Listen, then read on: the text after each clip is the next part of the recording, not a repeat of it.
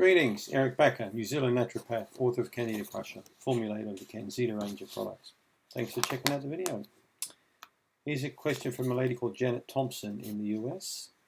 Is it okay to fast while on the Candida diet?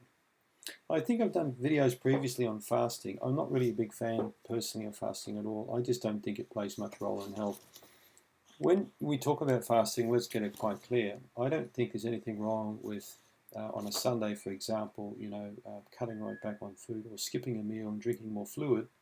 But I don't think a prolonged fast of 1 or several days of not eating any food at all, particularly while trying to eradicate Candida, is a very smart move at all. For one, when you stop eating food for several days, 1 or several days, your body goes into basically a kind of a starvation mode. It's not a smart idea because you're changing the metabolism quite profoundly of the body. In fact, seriously changing the metabolism of the body. A lot of fluid levels will be changing. But many people use the argument that the body is going to digest its own wastes and it's going to clear out toxins, and they'll accompany fasting often with enemas or colonics at the same time, which I think is an even crazier idea because you're going to wash out a lot of good bacteria, you're going to create more weakness and tiredness in the body. When you stop eating food for 1 or 2 days, your body will perceive that as a bit of a stress, so it will actually increase stress hormones and lock down fat. So people who do initially lose weight will in fact gain more weight when they break fasts.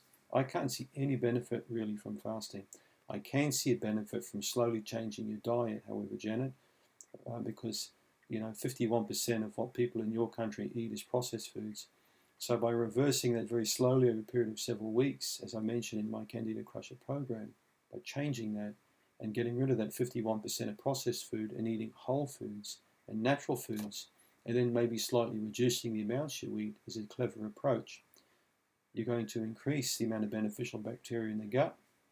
You're going to have a better blood sugar balance, better hormonal control in general. You're going to sleep better, have more energy, put less toxins and chemicals into your body, and you're going to eradicate Candida much faster like that.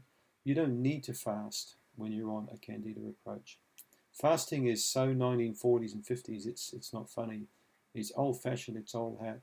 I would tend to have to agree with the Mayo Clinic or WebMD on this one. I really can't see fasting, intermittent fasting or whatever kind of fasting you call it, to having much real bearing on improving health of people. The healthiest people I've ever met are ones who have got a very low-stress lifestyle, a balanced lifestyle, and eat very, very healthy, fresh foods.